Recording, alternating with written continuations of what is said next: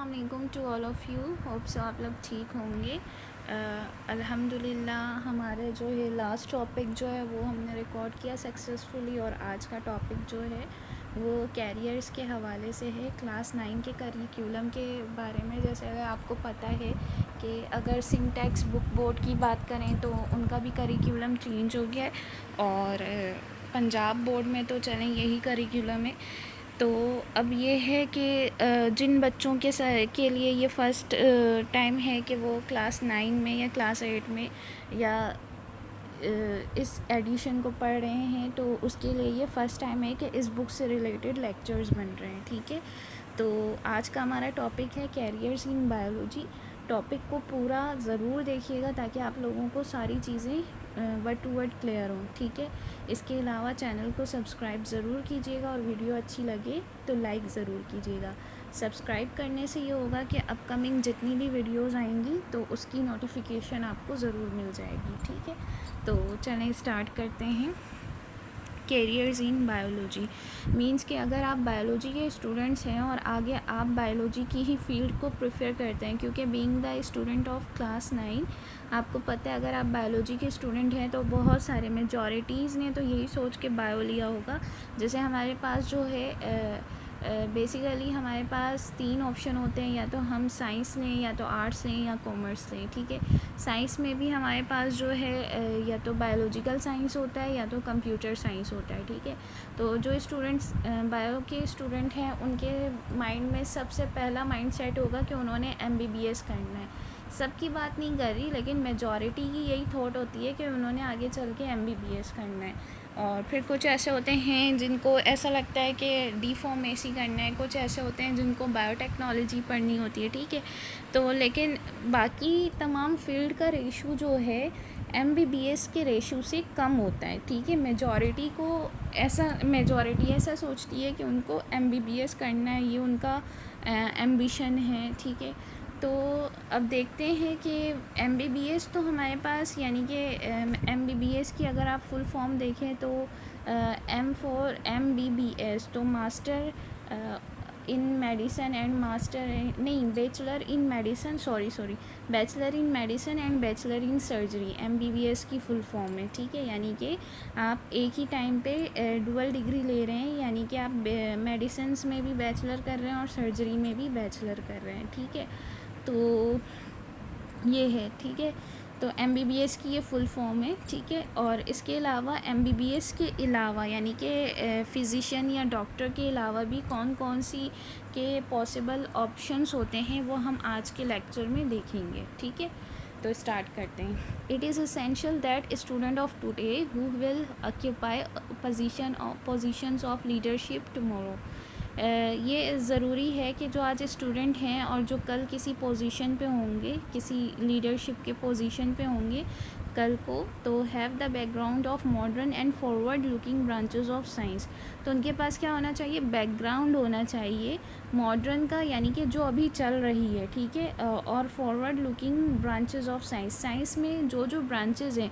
अब बात यह है कि अगर आपने सिर्फ एक ही फील्ड को पढ़ना है तो फिर आप बकिया चीज़ें क्यों पढ़ते हैं? आप बायोलॉजी की दूसरी तीसरी चीज़ें, फॉर एग्जांपल अगर आप बायोलॉजी पढ़ रहे हैं, चले मैं बायोलॉजी पढ़ रही हूँ, मैं बायो की स्टूडेंट हूँ, तो साथ साथ हम केमिस्ट्री भी पढ़ रहे होते हैं, फ़िज़िक्स भी पढ़ रहे होते हैं। ठीक है, फिर जब हम इंटरमीडिएट में जाते हैं तो फिर हम बॉटनी अलग पढ़ते हैं, जोलॉजी अलग पढ़ते हैं। ठीक है, फिर हम केमिस्ट्री को देख लें तो ऑर्गेनिक और इनऑर्गेनिक केमिस्ट्री हम पढ़ रहे होते हैं, और फिज़िकल केमिस्ट्री भी पढ़ रहे होते हैं। ठीक है, और फिर फ़िज़िक्स को देख लें तो फ़िज़िक्स में भी बहुत सारे डोमेन्स हैं जिनको हम पढ़ रहे होते हैं। ठीक है, जैसे कि डायनामिक फ़िज़िक्स हो जाता है। ठीक है, और रिलेटिव फ़िज़िक्स हो जाते हैं। ठीक है, तो अब हम मसला ये है कि बात ये है कि 12th तक यानी कि इंटरमीडिएट तक ऐसी सिचुएशन होती है कि हम साइंस के दूसरे ब्रांचेस को भी पढ़ रहे होते हैं एज अ सब्जेक्ट।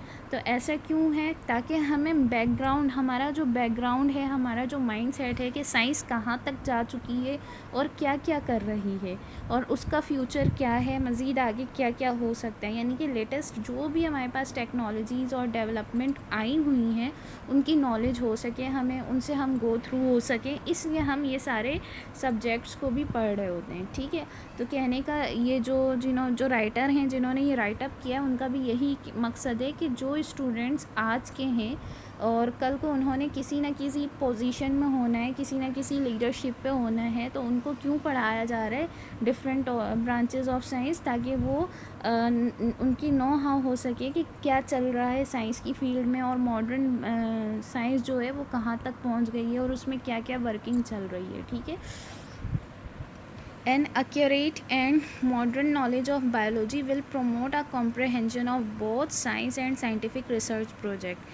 अगर आपको एक्यूरेट और मॉडर्न नॉलेज बायोलॉजी की जो है, बिल्कुल एक्यूरेट, बायोलॉजी क्या है, बायोलॉजी सिर्फ टर्म नहीं है, बायोलॉजी एक पूरी स्टडी है। ठीक है। अगर आपको बायोलॉजी की नॉलेज होगी और वो नॉलेज जो है मॉडर्न भी हो और एक्यूरेट भी हो, तो फिर क्या होगा, तो आप साइंस और साइंटिफिक रिसर्च के प्रोजेक्ट में बहुत आगे प्रमोट कर सकते हैं। ठीक है। It will benefit the learner and diverse list of career. ठीक है। अगर अब आपको अगर बायोलॉजी की नॉलेज है, तो जिनको भी बायोलॉजी की नॉलेज है, तो फिर क्या होगा कि वो साइंस और साइंटिफिक रिसर्च प्रोजेक्ट में उनको बहुत ज़्यादा ये चीज़ हेल्पफुल रहेगी और फिर ये जो सीख रहे हैं उनके लिए भी बहुत ज़्यादा फ़ायदेमंद है। और फिर इसका कैरियर भी, इसमें जो है कैरियर्स भी बहुत है। ठीक है। क्योंकि हमने बायोलॉजी को अभी डिस्कस किया था, तो उसमें हमने क्या कहा था, बायोलॉजी में 3 मेन ब्रांचेस हैं। ठीक है। अब ज़रूरी नहीं है कि अगर आपका MBBS में एडमिशन नहीं हुआ है, ठीक है, बहुत सारे लोगों का नहीं होता, जैसे मेरा भी नहीं हुआ था। ठीक है। तो उस टाइम पे तो लोगों को दुख होता है, बुरा भी लगता है, लेकिन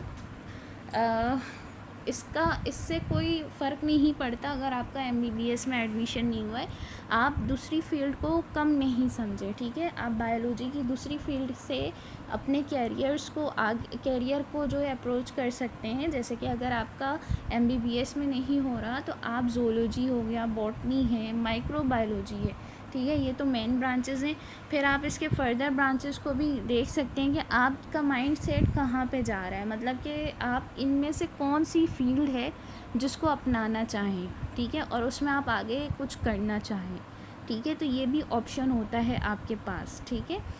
इसी तरह जो केमिस्ट्री पढ़ रहे हैं, तो केमिस्ट्री को आगे, अगर आप केमिस्ट्री के भी फर्दर ब्रांचेस हैं, ठीक है, तो बहुत सारे, अगर हम साइंस के स्टूडेंट्स हैं तो हमारे पास जो है ना डाइवर्स फील्ड है, हमारे पास डाइवर्स लिस्ट है कैरियर्स की। हम ज़रूरी नहीं है अगर एक जगह हमें जगह नहीं मिली तो हमें कहीं नहीं मिलेगी, ऐसा कोई वो नहीं है। हमें बस मेहनत करनी है। और फिर बीइंग अ मुस्लिम हमारा ये भी एक होता है कि जहाँ हमारा नसीब, एक सोच हमारी होती है कि जहाँ हमारा नसीब है हम उसी तरफ खींचे चले जाते हैं। ठीक है। तो बस ये कि अल्लाह ताला पे सबसे ज़्यादा भरोसा रखना चाहिए और उसके बाद आप अपनी मेहनत पे भरोसा करें, तो फिर आपकी कोई ना कोई पोजीशन ज़रूर बनती है। ठीक है। अच्छा, तो the following are the careers that a student of biology can plan to adopt. ठीक है।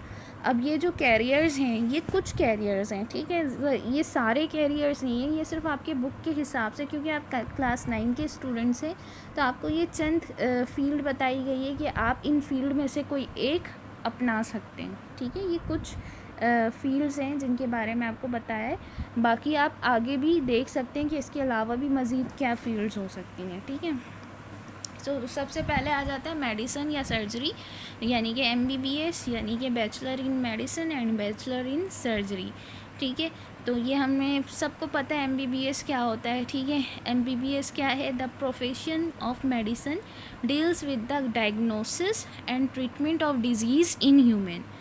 ऐसा प्रोफेशन मेडिसिन का, ठीक है, मेडिसिन का ऐसा प्रोफेशन जिसमें क्या है, जिसमें हम डायग्नोस कर रहे हैं। डायग्नोस का मतलब क्या होता है, तशख़ीस, यानी कि हम पता लगा रहे हैं कि किसी भी इंसान में क्या बीमारी है। ठीक है। कोई भी अगर इंसान अपना मसला लेकर आ रहा है, तो हम उसको देख रहे हैं, उसके जो सिम्टम्स हैं उनको देख रहे हैं, उसके जो साइंस हैं उनको हम देख रहे हैं, यानी कि जो जो अलामतें हमें दिख रही हैं उसके हिसाब से हम तशख़ीस करते हैं।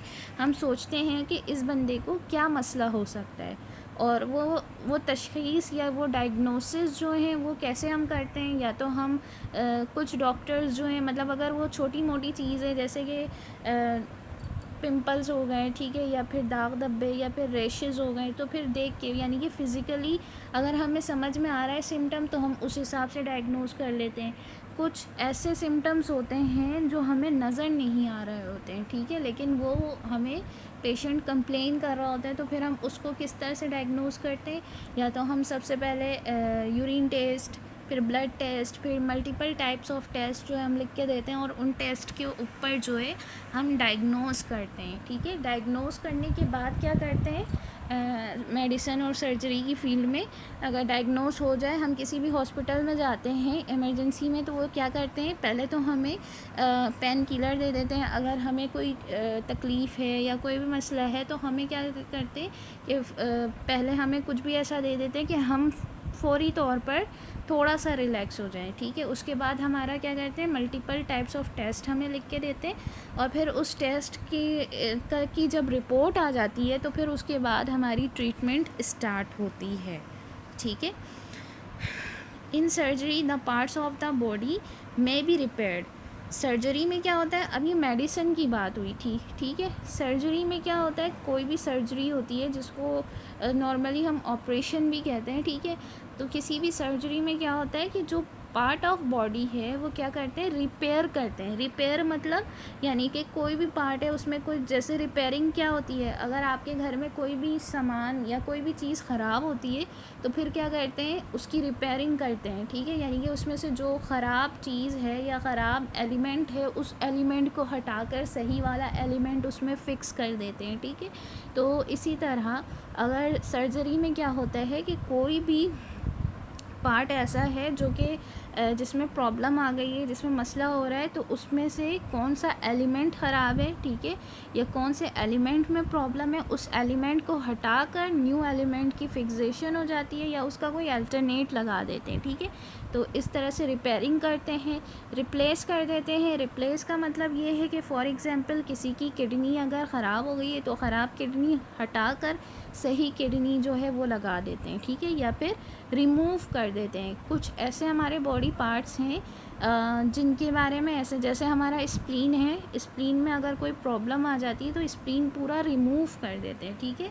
उसके बाद अल्टरनेट स्प्लीन नहीं लगाते, ठीक है। लेकिन जो किडनी है, किडनी अगर खुदा ना खास्ता किडनी ख़राब हो गई तो फिर किडनी को रिप्लेस किया जाता है, यानी कि जो ख़राब वाली किडनी है उसको हटाकर सही वाली किडनी उसकी जगह फ़िक्स की जाती है, ठीक है। तो होप्स आप लोगों को लेक्चर समझ आ रहा होगा, ठीक है। अगर कोई भी कन्फ्यूजन किसी भी पॉइंट पे, किसी भी मूवमेंट में होती है तो काइंडली आप मुझे डिस्क्रिप्शन बॉक्स में मैं आपको कांटेक्ट करने की पूरी डिटेल्स दूंगी, तो आप उसमें मुझसे पूछ सकते हैं। ईमेल पे भी कर सकते हैं, आप मुझे ईमेल पे भी पूछ सकते हैं, फेसबुक पे भी पूछ सकते हैं। इसके अलावा आप मुझे कमेंट सेक्शन में भी, मैं सारे कमेंट्स पढ़ रही होती हूँ, ठीक है, तो कमेंट सेक्शन में भी आप मुझे पूछ सकते हैं, तो मैं आपको आपसे कोऑर्डिनेट खुद कर लूँगी, ठीक है। अच्छा, फिर आगे चलते हैं। यहाँ पे इन्होंने एग्जाम्पल दी हुई है कि removal of stone through renal surgery. अच्छा, रीनल जो है ना, रीनल मेडिसिन की लैंग्वेज में रीनल का मतलब किडनी होता है, ठीक है। रीनल RENAL, जो ये रीनल सर्जरी यानी कि किडनी की सर्जरी की बात हो रही है। तो ये जो रिमूव कर रहे हैं स्टोन्स को, पत्थर का जो रिमूव हो रहा है रीनल सर्जरी के थ्रू, ठीक है। ट्रांसप्लांटेशन हो रही है किडनी की। ट्रांसप्लांटेशन क्या होती है, ट्रांसप्लांटेशन का मतलब ये होता है, जैसे किडनी है, अब तो यहाँ पे पहले तो पाकिस्तान में ये नहीं था, ये लेटेस्ट चीज़ें हैं जो पिछले 10 साल में जो इंट्रोड्यूस हुई है पाकिस्तान में, कि ट्रांसप्लांटेशन हो रही होती है। ट्रांसप्लांटेशन का मतलब ये है कि आर्टिफिशियल वे में, यानी कि हमारी बॉडी में तो किडनी है, लेकिन अगर आप लैब में जो है ना किडनी के DNA या किडनी के फ्रैगमेंट्स लेकर जो है किडनी को प्रिपेयर कर रहे हों लैब में खड़े होकर, तो ये कहलाता है, ये तो आर्टिफिशियल किडनी मेकिंग होती है। और फिर उस आर्टिफिशियल किडनी को अगर किसी की किडनी ख़राब हो गई है उसकी जगह पे रिप्लेस कर देना ट्रांसप्लांटेशन कहलाता है, ठीक है। तो ट्रांसप्लांटेशन किडनी की भी हो रही है, लीवर की भी हो रही है, वगैरह वगैरह, ठीक है। अच्छा, ट्रांसप्लांटेशन का मतलब ये भी होता है कि ज़रूरी नहीं है आप आर्टिफिशियल वे में किसी ऑर्गन को प्रिपेयर करें और फिर वहाँ से लेकर आप ह्यूमन बॉडी में इंट्रोड्यूस करें। ट्रांसप्लांटेशन का ये भी होता है कि एक सोर्स से लेकर, यानी किसी दूसरे लिविंग ऑर्गेनिज़म से आप वो ऑर्गन लेकर और फिर किसी दूसरे ऑर्गेनिज़म में आप फिट करें, तो ये भी ट्रांसप्लांटेशन कहलाती है, ठीक है। अच्छा, both this profession are studied in the same basic course, ठीक है। अब चाहे आप मेडिसिन के बारे में पढ़ रहे हो, पेशा अगर आपने मेडिसिन चूज़ किया है या फिर आपने सर्जरी चूज़ की है, दोनों में से आप जिसके भी बारे में पढ़ रहे हो, इसका कोर्स आप किस में करोगे? MBBS में, ठीक है। MBBS के कोर्स में आप ये दोनों चीज़ों से गो थ्रू होगे और फिर स्टूडेंट्स को कहाँ भेजा जाता है? फिर स्टूडेंट्स को स्पेशलाइजेशन के लिए भेजा जाता है। फॉर एग्ज़ाम्पल, अगर आपने MBBS का 5 ईयर का कोर्स कंप्लीट पढ़ लिया, उसके बाद आपकी जो है इंटर्नशिप होगी। नॉर्मली इंटर्नशिप को हाउस जॉब भी कहते हैं, ठीक है। इंटर्नशिप के बाद फिर आपको अगर फर्दर स्पेशलाइजेशन करनी है, MBBS में तो कॉमनली सारी चीज़ें बता दी, लेकिन अगर आपको स्पेशलाइजेशन करनी है, यानी कि आपको हार्ट स्पेशलिस्ट बनना है या किडनी स्पेशलिस्ट बनना है, तो फिर आपको फिर आगे उसकी फ़र्दर स्टडी करनी पड़ेगी किसी भी एक टॉपिक पे, ठीक है। तो फिर उसके लिए बहुत सारा टाइम भी चाहिए होगा, ठीक है। तो ये सबसे ज़्यादा जो है लोगों का ड्रीम होता है, स्टूडेंट्स का ड्रीम होता है कि उनका एडमिशन MBBS में हो जाए। लेकिन अगर MBBS में ना हो तो फिर क्या हो? तो फिर क्या हमें उदास हो जाना चाहिए, मायूस हो जाना चाहिए? क्योंकि बहुत सारे स्टूडेंट्स का नहीं हो पाता है MBBS में, क्योंकि लिमिटेड सीट्स होती हैं, ठीक है। तो कुछ सेल्फ़ फाइनेंस में भी पढ़ते हैं, कुछ ऐसे स्टूडेंट्स होते हैं जो सेल्फ़ फाइनेंस में, यानी कि सीट्स में उनका एडमिशन नहीं हुआ, तो फिर उन्होंने क्या किया कि सेल्फ़ फाइनेंस में एडमिशन ले लिया और फिर वहाँ से उन्होंने MBBS कर लिया, ठीक है। लेकिन कुछ स्टूडेंट्स के साथ फाइनेंशियल क्राइसिस होता है, तो उनके पास तो ये ऑप्शन भी नहीं होता, ठीक है। तो अगर आप बायो के स्टूडेंट हैं तो फर्दर आप किस चीज़ को देख सकते हैं? तो आगे आपके पास दूसरा ऑप्शन आ जाता है फ़िशरीज़ का। फ़िशरीज़, अब आप जैसे जैसे इन चीज़ों को पढ़ेंगे ना, तो आपको समझ में आएगा कि MBBS से भी आगे जहाँ और हैं, ठीक है। MBBS पे ही दुनिया ख़त्म नहीं है। तो फ़िशरीज़ को देख लेते हैं। फ़िशरीज़ क्या है? ये प्रोफेशनल स्टडी है फ़िश की प्रोडक्शन का, ठीक है। अब फ़िश की प्रोडक्शन का क्या मतलब है? क्या फ़िश मतलब कि फ़िश तो मतलब लिविंग ऑर्गेनिज़म है, फ़िश को कैसे प्रोड्यूस किया जाता है, ठीक है। चलें आगे देखते हैं।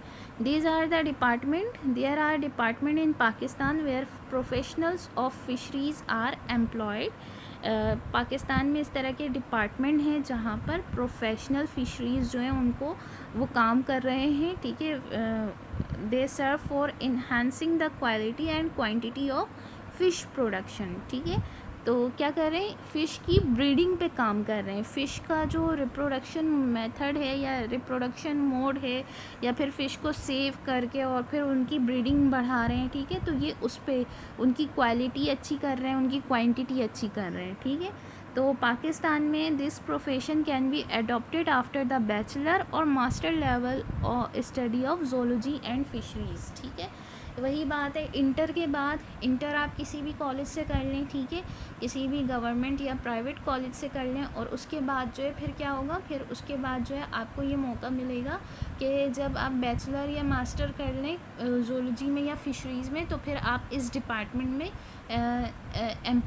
एम्प्लॉयमेंट हासिल कर सकते हैं, ठीक है। फिर उसके बाद आ जाता है एग्रीकल्चर। एग्रीकल्चर क्या है? This profession deals with the food crops and animals. इस प्रोफेशन में क्या हो रहा है? इस प्रोफेशन में हम डील कर रहे हैं किससे? फूड क्रॉप्स पे और एनिमल्स पे, ठीक है। यानी कि फूड क्रॉप्स यानी कि जैसे आप एग्रीकल्चर फील्ड्स के बारे में हैं, फील्ड्स यानी खेतों के बारे में, तो इसमें आप क्या कर रहे हैं कि अनाज के जो अनाज होता है, ठीक है, अनाज के जो क्रॉप्स होते हैं, या फिर एनिमल्स के बारे में जो जिनसे हमें फूड मिल रहा होता है, ठीक है। अब कौन कौन से एनिमल से हम फूड ऑब्टेन करते हैं, जैसे हमारे पास चिकन है, ठीक है, फिर हमारे पास मीट में हमारे पास गोट भी है, काऊ भी है, बुफेलो भी है, ठीक है। तो ये सारे क्या है, सोर्सेज ऑफ फूड हैं। तो एग्रीकल्चर पे जो लोग काम कर रहे होते हैं उनको एग्रीकल्चरिस्ट कहा जाता है, ठीक है। तो agriculturist work for the betterment of crops. Agriculturist किस पे काम कर रहे होते हैं, जैसे हमारे यहाँ किसान हैं, ठीक है। अब वो किसान जो हमने देखे हैं जो पहले इसकी एजुकेशन नहीं होती थी, ठीक है, मतलब कि वो किसान जो ऑलरेडी हमारे मुल्क में मौजूद हैं और एग्रीकल्चरिस्ट, उनमें क्या फ़र्क है। उनमें ये फ़र्क है कि बेसिकली पहले इतनी एडवांसमेंट नहीं थी। टूल्स तो हर तरह के किसान जो है वो टूल्स तक पहुंच सकते हैं, उनकी रसाई हो सकती है, लेकिन कुछ टेक्निक्स हैं, कुछ स्टडी हैं, ठीक है, उसको देखते हुए जो है प्लांट्स की ब्रीडिंग की इम्प्रूवमेंट करना, ठीक है। जैसे कि आपने सुना होगा हमारे पास जो है कीनू और कीनू जो है और माल्टा है। माल्टा और कीनू का हाइब्रिड से, माल्टा और कीनू के हाइब्रिड से, यानी कि माल्टा और कीनू के सीड से जो है मौसमी बनाया गया है, ठीक है। यानी कि दो फ्रूट को के सीड्स को मिक्स करके एक फ्रूट का सीड बनाया है, ठीक है, और फिर उसकी क्रॉपिंग की है और उसका फूड हम ऑब्टेन कर रहे हैं, ठीक है। तो एग्रीकल्चरिस्ट कौन से, एक तरह से ये किसान होते हैं, लेकिन वो किसान जिनको लेटेस्ट टेक्नोलॉजी के बारे में पता होता है, ठीक है, जो कि जिनको पता होता है कि ब्रीडिंग जो है इनको किस सीज़न में कब कब कैसे कैसे करनी है, ठीक है। तो इस पे ये वर्क कर रहे होते हैं। तो एग्रीकल्चरिस्ट का काम क्या है कि वो क्रॉप्स को मज़ीद कैसे बेहतर कर सकते हैं, इस पे वर्किंग करते हैं, ठीक है। जैसे कि वीट है, गंदम है, राइस है, कॉर्न है, ठीक है, और ETC। एंड एनिमल्स जो है हमारे पास कौन कौन से हैं, बुफेलो है, काऊ है, वगैरह वगैरह, from which we get food, जिन से हम फूड ऑब्टेन कर रहे हैं उनकी ब्रीडिंग को अच्छा करना, उनकी मतलब कि नस्ल को अच्छे से अच्छी ग़िज़ा प्रोवाइड करना और फिर हमारे लिए वो अच्छा सोर्स ऑफ फूड बनाना, ठीक है, ये एग्रीकल्चरिस्ट का काम है। In Pakistan there are many universities which offer professional course on agriculture after the higher secondary education in biology. Pakistan में बहुत सारे यूनिवर्सिटी जो हैं वो ऑफ़र कर रहे हैं प्रोफेशनल कोर्सेज़ को एग्रीकल्चर की, कब, जब आप इंटर को पास कर लें बायोलॉजी की फ़ील्ड में, यानी कि जब आपका HSC कंप्लीट हो जाए तो फिर आप किसी भी यूनिवर्सिटी में एग्रीकल्चर के डिपार्टमेंट में एडमिशन ले सकते हैं, ठीक है। इसके बाद आपके पास आ जाता है topic animal husbandry. Animal husbandry में क्या है, it is the branch of agriculture concern with care and breeding of domestic animal life stock, ठीक है। यानी कि डोमेस्टिक एनिमल की ब्रीडिंग, जैसे कि डोमेस्टिक एनिमल में आपके पास, आपको पता है, गोट है, काऊ है, ठीक है, बुफेलो है, इनकी केयर करना और इनकी नस्ल जो है किस तरह से बढ़े, नस्ल इनकी अच्छी तरह से डेवलप हो, ठीक है। इसमें जो है ये जो फील्ड है वो कहलाती है एनिमल हस्बेंड्री, ठीक है। प्रोफेशनल कोर्सेज़ जो है एनिमल हस्बेंड्री के, ये कब किया जा सकता है, जब आप बायोलॉजी से इंटर कंप्लीट कर लें, इंटर का सर्टिफिकेट आप ले लें, तो फिर आप मज़ीद एनिमल हस्बेंड्री में जाकर वहाँ पे इस फील्ड में इसकी स्टडी देख सकते हैं, ठीक है। फिर आ जाता है हॉर्टिकल्चर। हॉर्टिकल्चर में क्या होता है कि गार्डनिंग भी एक आर्ट होती है, ठीक है। तो गार्डनिंग करना सबके बस की बात नहीं होती है, ठीक है। यानी कि पौधे लगाना, आप में से बहुत से लोग ऐसे होंगे जिन्होंने पौधे कभी ना कभी लगाने की कोशिश की होगी, लेकिन पौधा लगाना सिर्फ सीड को ज़मीन में बो देना या सीड को फर्टिलाइज सॉइल में बो देना और फिर उसमें से एक प्लांट निकल आए, बात यहाँ ख़त्म नहीं होती है, ठीक है। बात ये है कि रोज़ाना उस पर फोकस करना, रोज़ाना उसका ख़याल रखना और उसको किन किन चीज़ों की ज़रूरत है, कब धूप की, कब हवा की, कब पानी की, और कब सनलाइट की ज़रूरत है, इन सब का ख़याल रखना, ठीक है। तो और फिर गार्डनिंग, कौन से सीज़न में कौन सा पौधा लगाना, किस सीज़न में किस फ्रूट की ग्रोथ ज़्यादा होगी, इन सब चीज़ों का ख़याल रखना। तो ये इसको सीखने का जो आर्ट है या जो आर्ट ऑफ गार्डनिंग है, ये प्रॉपरली आप कहाँ सीख सकते हैं, हॉर्टिकल्चर में सीख सकते हैं, ठीक है। हॉर्टिकल्चरिस्ट जो है वो क्या करता है, वर्क करता है किस पे, बेटरमेंट में। किसकी बेटरमेंट में, जो एग्जिस्टिंग वेराइटीज़ हैं for the production of new varieties of ornamental plants and fruit plants. Ornamental plants वो प्लांट्स होते हैं जिनको डेकोरेटिव प्लांट्स भी कहते हैं, जो आप अपने घर में एज अ डेकोरेटिव पर्पस जो है आप लगा रहे होते हैं, जैसे मनी प्लांट है, पाम ट्री प्लांट है, ठीक है। और भी होते हैं, मुझे इतना नहीं पता प्लांट्स के हवाले से। तो ये सारे जो हैं, वो कॉल आ रही है, चलो लेक्चर हम वाइंड अप करते हैं, सही है। और सॉरी फॉर डिस्टर्बेंस। अच्छा, फिर क्या है, हाँ, तो एग्जिस्टिंग वैरायटीज़ जो हैं उसके बारे में, उसकी बेटरमेंट के बारे में, और जो प्रोडक्शन हो रही है न्यू वैरायटीज़ की, उसके बारे में हॉर्टिकल्चरिस्ट जो है वो वर्क करते हैं, ठीक है। Biology student can adopt this profession after their higher secondary education. Biology के स्टूडेंट्स जो हैं वो क्या कर सकते हैं, इंटरमीडिएट हायर सेकेंडरी एजुकेशन के बाद जो है यानी कि इस फील्ड में जा सकते हैं। इसके बाद आ जाता है फार्मिंग। फार्मिंग में क्या है, फार्मिंग यानी खेती बाड़ी, ठीक है। इसमें क्या हो रहा है, इसमें it deals with the development and maintenance of different types of farm, ठीक है। फार्म के जितने भी टाइप्स हैं उनकी डेवलपमेंट और उनकी मेंटेनेंस का ख्याल रखना, ये किस में होता है, फार्मिंग में होता है। For example, in some farm animal breeding technologies are used for the production of animals which are better protein and milk source. यानी कि कुछ फार्म्स ऐसे होते हैं जहाँ पे एनिमल की ब्रीडिंग की टेक्नोलॉजीज़, अच्छा, ब्रीडिंग का मतलब होता है रिप्रोडक्शन, यानी कि नस्ल जो बढ़ा रहे होते हैं ना, यानी कि एनिमल को ब्रीड करवाना, यानी कि नस्ल उनकी आगे बढ़ाना, ठीक है। तो उसकी जो टेक्नोलॉजी है वो यूज़ कहाँ पर हो रही है, ताकि प्रोडक्शन हो सके उन एनिमल्स की जो कि आपके लिए, हमारे लिए बेहतरीन सोर्स हैं प्रोटीन का और मिल्क का, ठीक है। इन पोल्ट्री फार्म्स में क्या होता है कि चिकन और एग्स जो हैं वो उनको देखा जा रहा होता है, वो प्रोड्यूस करवाया जा रहा होता है। फिर इसी तरह सिमिलरली इसी तरह जो है फ्रूट फार्म्स में क्या है, डिफरेंट फ्रूट्स जो हैं वो उनकी यील्डिंग हो रही होती है, उनकी प्रोडक्शन करवा रहे होते हैं और प्लांट्स की ग्रोथ करवा रहे होते हैं, ठीक है। तो फिर student who has gone through the professional course of agriculture, animal husbandry और फिशरीज़, ठीक है। अब अगर आपने इन तीनों में से, यानी कि एग्रीकल्चर में अगर आपने प्रोफेशनल कोर्स कर लिया, यानी कि बैचलर्स या मास्टर्स कर लिया, या एनिमल हस्बेंड्री में या फिशरीज़ में, तो फिर आप फार्मिंग के प्रोफेशन को एडॉप्ट कर सकते हैं।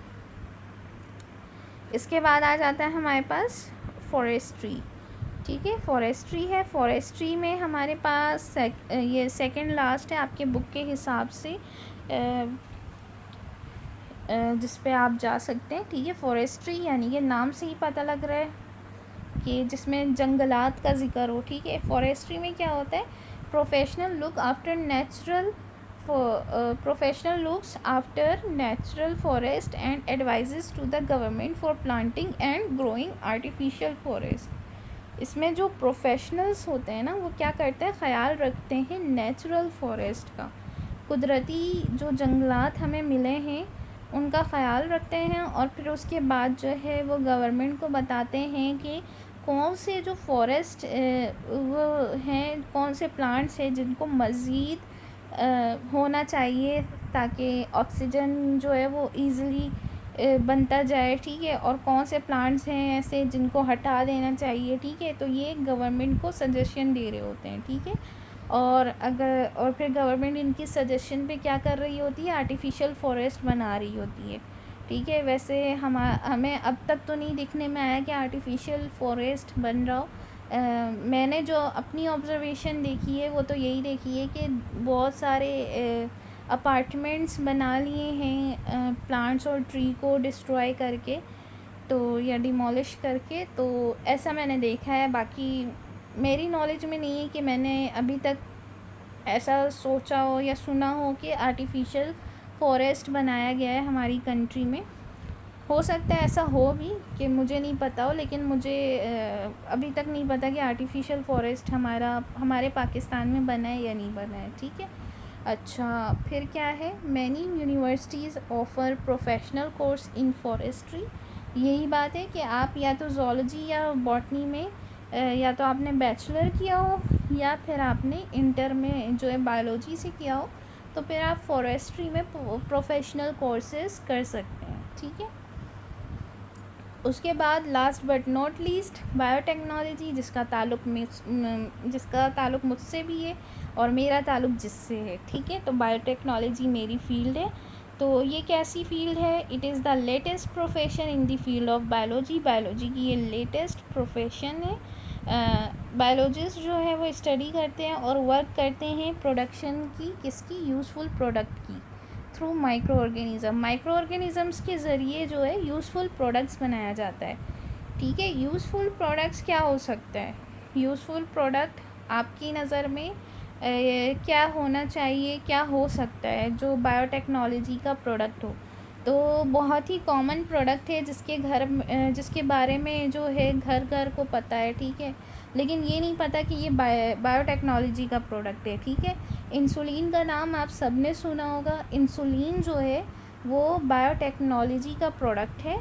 ठीक है। बायोटेक्नोलॉजी का प्रोडक्ट है। उसको जो इंसुलिन डायबिटिक पेशेंट को इंजेक्ट किया जाता है, वो इंसुलिन नेचुरल इंसुलिन नहीं होता, वो इंसुलिन माइक्रो ऑर्गेनिज़म की मदद से उसको बनाया जाता है। ठीक है।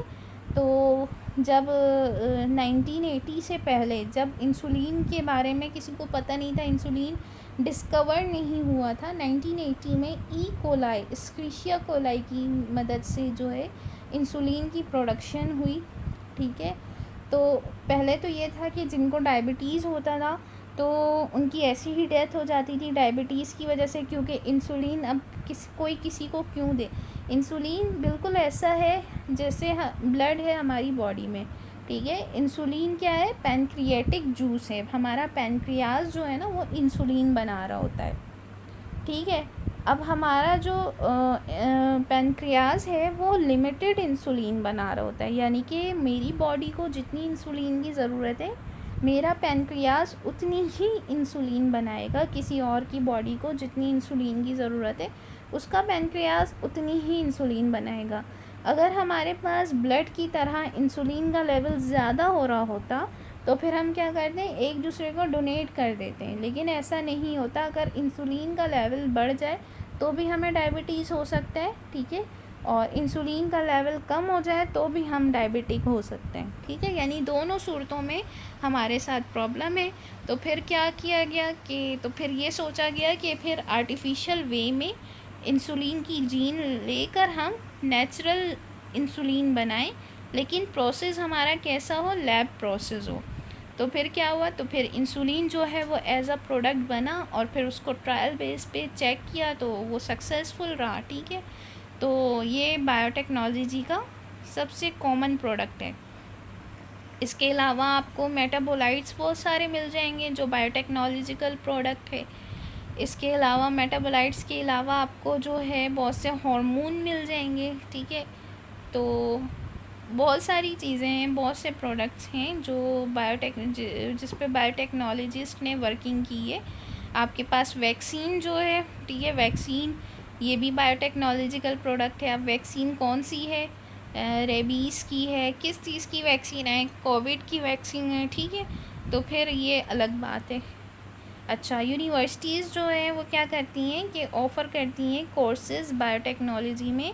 जब आप इंटर कर लें बायोलॉजी से या फिर आपने बैचलर लेवल कंप्लीट कर लिया हो बॉटनी या ज़ूलॉजी पे, ठीक है, तो फिर आप बायोटेक्नोलॉजी में एडमिशन ले सकते हैं।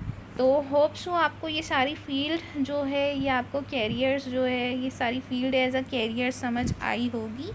अगर आपको ये वीडियो अच्छी लगी है तो ज़रूर बताइएगा, और अगर कहीं कमी बेशी रह गई है तो भी ज़रूर बताइएगा, ताकि मैं अपनी अगली वीडियो में उस कमी बेशी को पूरा कर सकूं। ठीक है, तो बहुत बहुत शुक्रिया। चैनल को सब्सक्राइब ज़रूर कर दीजिएगा। मिलते हैं नेक्स्ट वीडियो में। Thank you.